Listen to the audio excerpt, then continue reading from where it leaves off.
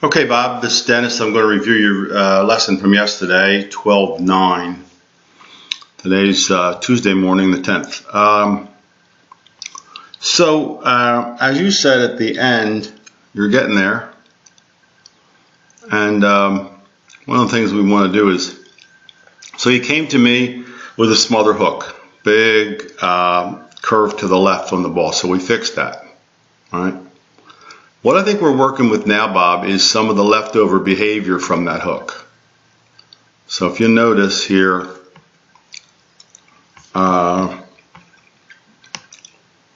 it's easy to take a ball flight out. All right, you fix a grip, maybe you change the ball position, which is largely what I did, and you can take some of the curve out. The problem comes with taking out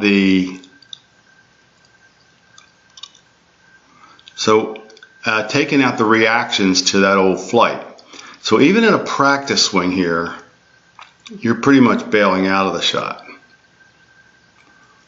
mean, that's a lot of movement up and away from the golf ball for a practice swing.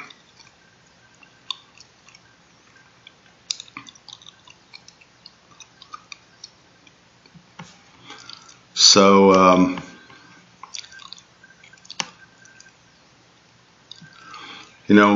part of that is from your fear of the shank, I'm sure. But we got to deal with that. So I started to say we started with the hook, and now I'm taking away some of the reactions. But one thing that we have to do is, and must do immediately, is get off the hosel and get you not fearing the hosel, because I think that that's why you're bailing out like you are here.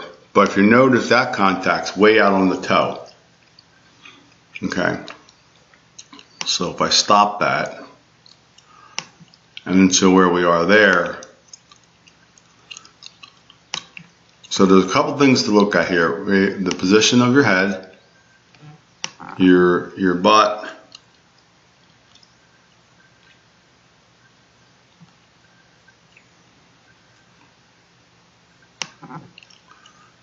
and your golf club.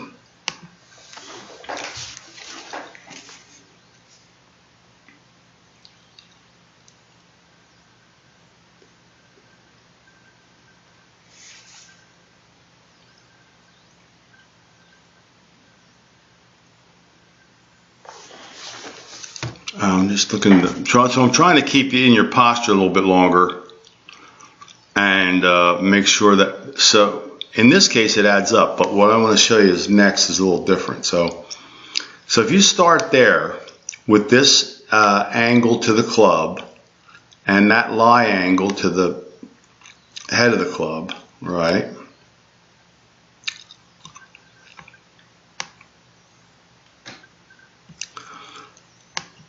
But you come in there with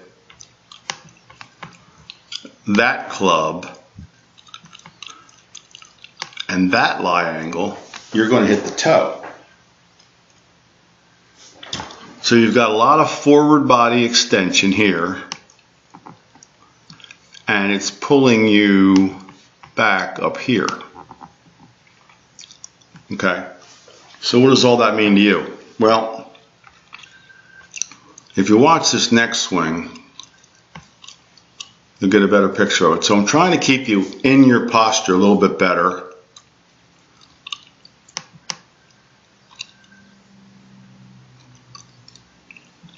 And get you off of that hosel shot, which that swing will do. All right. I want to show you something over here, which we're working on too. And again, I have to apologize for the sun. I gotta find a way to film these, which is blocking out that sun in the morning here. I face that east sun on my range, and it's a little tough. But hopefully you can see this well enough. So we got to keep your right hand on top, which took care of the hook. The left is still pretty strong. So we're gonna look at that as we go. But here's one of the things. Look at that cast there.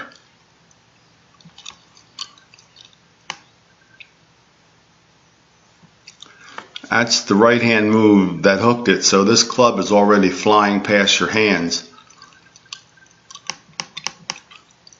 So I said to you that if we get you on plane and get you in path, we've got to slowly work a little bit more lag into this swing and get rid of some of this casting, because this early release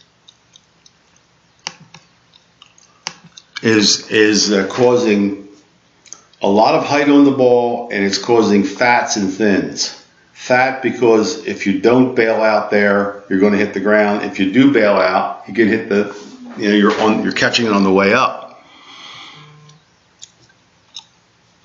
right?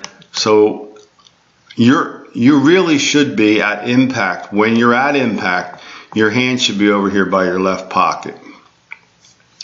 We've got to address that at some point, okay? Because everything that we do around that is going to be hit and miss results. That's the best way of putting it, okay?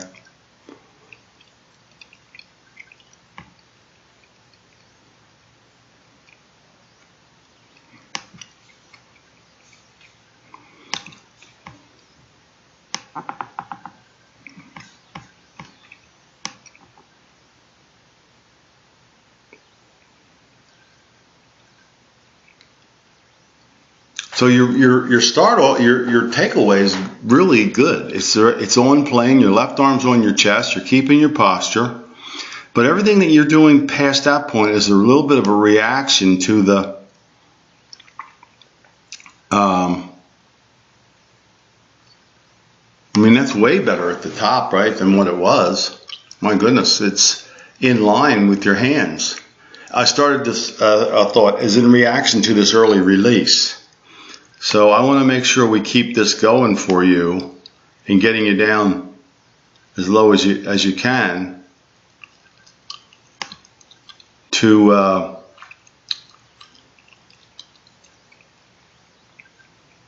incorporate some of this in. And I think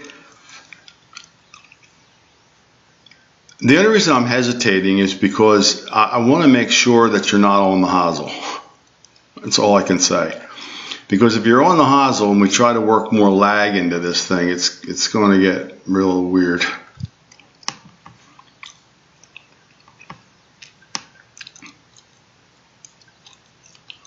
That's all that one.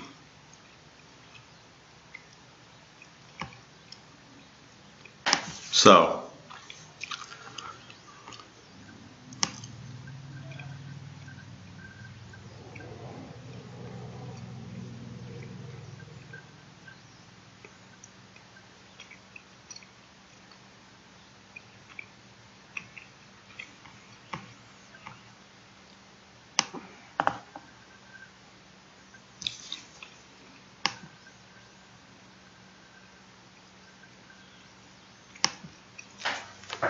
As long as you feel that you could keep the left arm in on the chest on the way down, and that we can eliminate this little triangle area in here, and this arm isn't working too far out.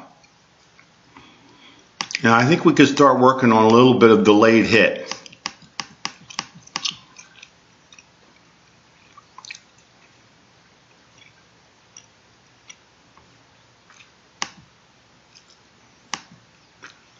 That, what you're seeing right there, that's a reaction to the cast, to the early release. Because if you early release, you're trying to bail out of the results. Okay, so, but we've got to make sure that you're doing all the things that we've done so far, right? So I don't want to take one step forward, 2 steps back. You have to groove the move of keeping your hands under your shoulders.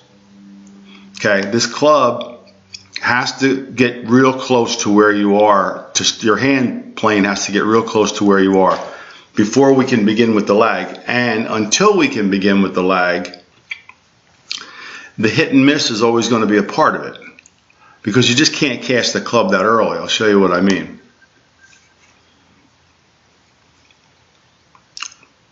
Oh, it's 8:35. I got a student here already.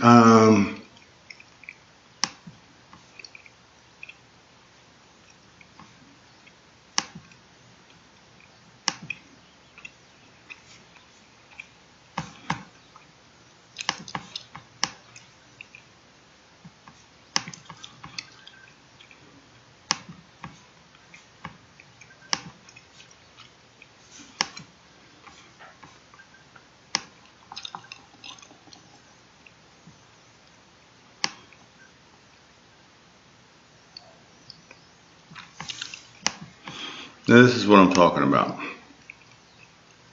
Now we're never going to get there, but I just want to show you an example of where we need to work a little bit. So what's the goal of this? The goal of this is to keep you from bailing out, right? Is to keep you from pulling away from the ball. You're moved down his lower body, it's fine. You're turning through better, your hips are opening. But look at the same point. You're at the left pocket, left thigh, and so is he. Okay, here's his club, and there's your club. Now if I take you to impact, you're at impact with your hands here with a fairly strong left, and he's at impact with his hands there.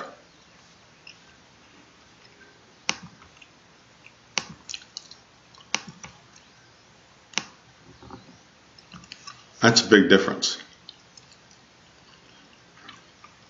But before we can do that, we've got to make sure that that left arm stays in nice and tight to the body and that you're moving through the ball.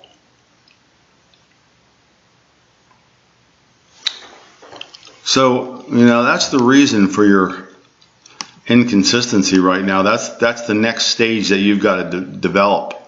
Look, when you get to where he is with your hands, look how cast the club is past you. Now you're actually at the same point with your hands where he is. And this club doesn't catch up with his left arm until over there.